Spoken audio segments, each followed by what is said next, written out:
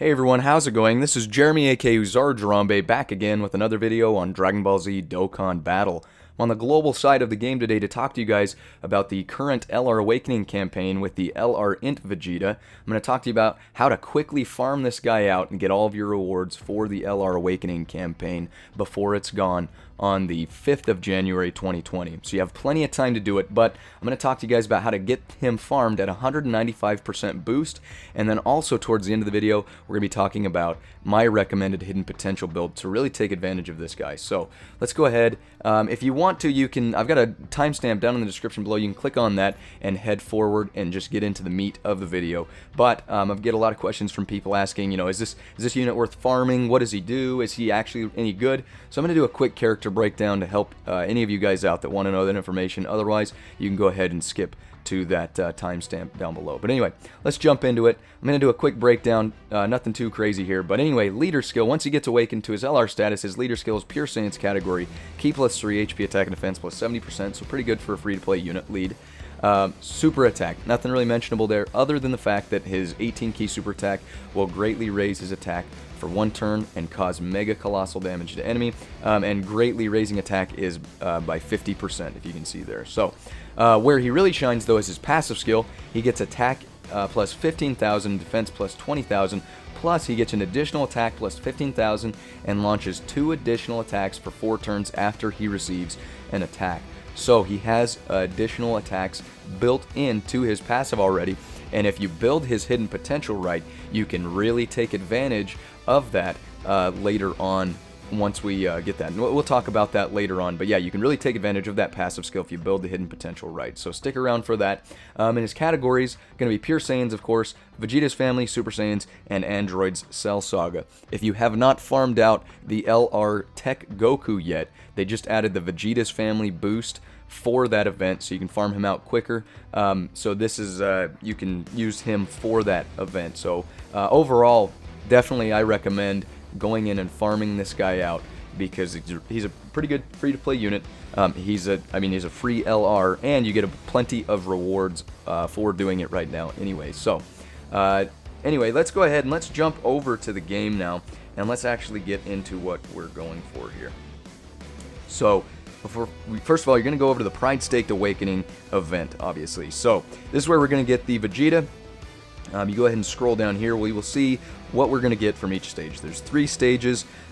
For not using any Elder Kais, you are going to need 24 copies of this SSR Vegeta. Most of you guys know how this works already, but if not, I'll break it down real quick.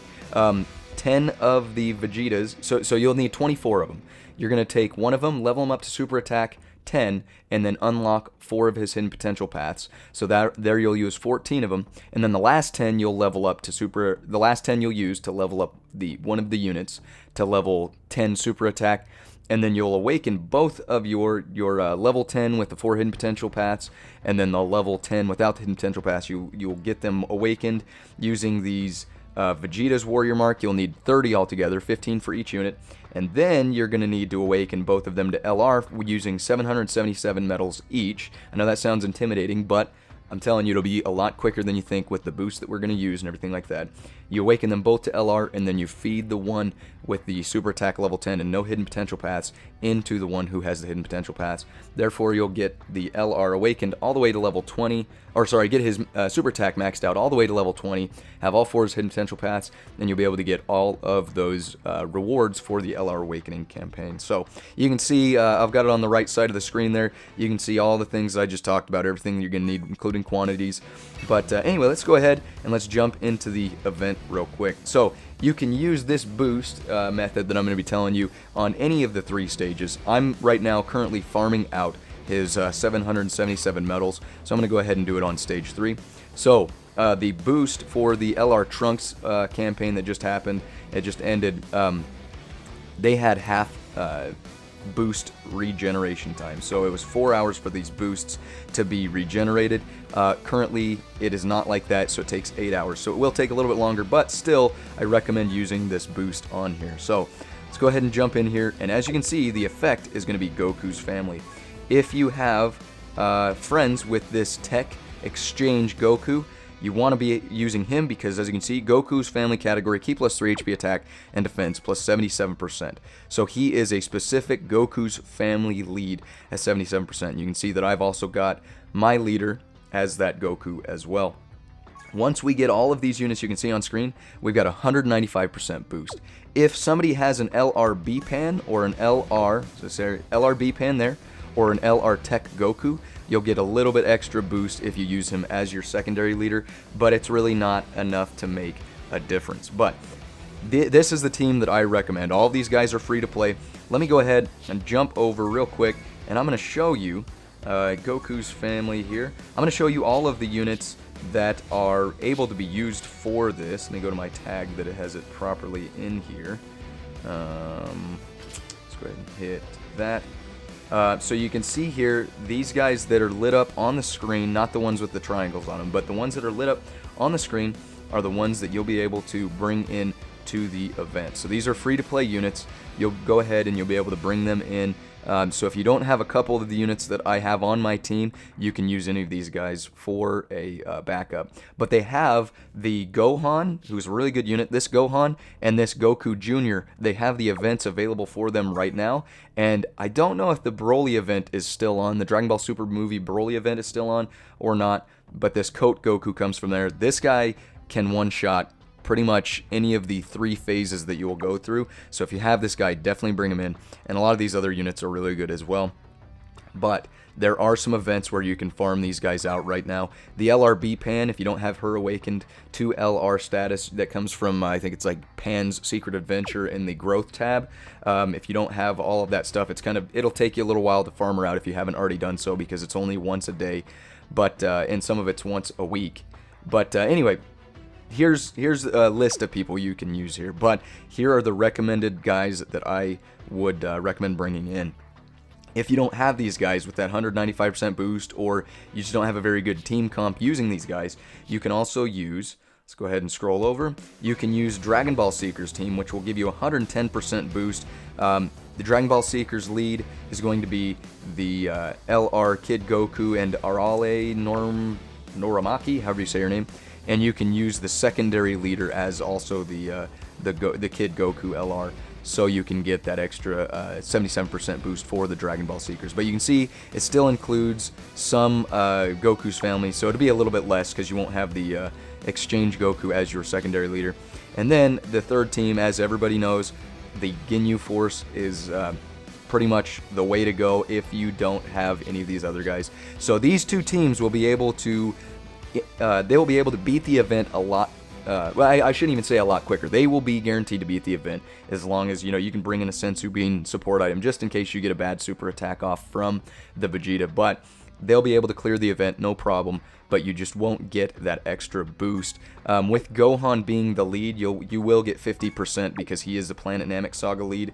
You'll have to use him as both the friend and the leader, or the friend leader and your primary leader, and you'll be able to get that 50% boost. So anyway, in all, Goku's family has a lot of free-to-play, really good free-to-play units. So with that, let's go ahead. I'll stop rambling. Let's jump in here real quick, and let's see what we've got.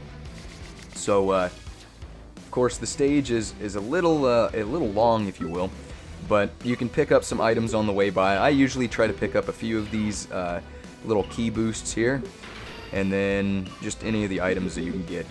Not unnecessary to grab any of this stuff, but I'm already here, might as well, right? I'm going to go ahead and skip past all this, and we're going to show you how this team works.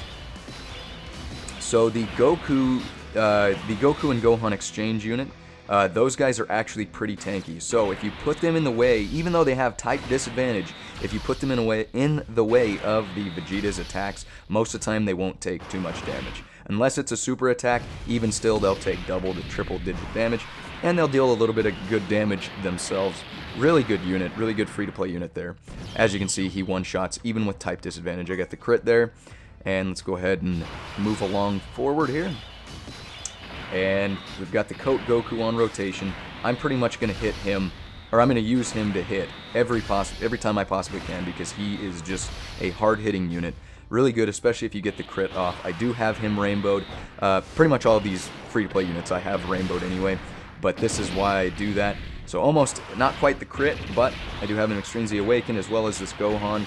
And most of the units on this free-to-play team I'm showing you, they've got Extreme Z Awakenings as well. So really good units to bring in here.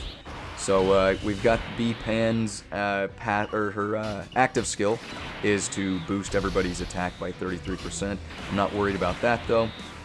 B-Pan is really tanky as well, so you put her in the way of some of the attacks, and it's really easy for her to get her super and ultra super attack off because it doesn't require as much as everybody else.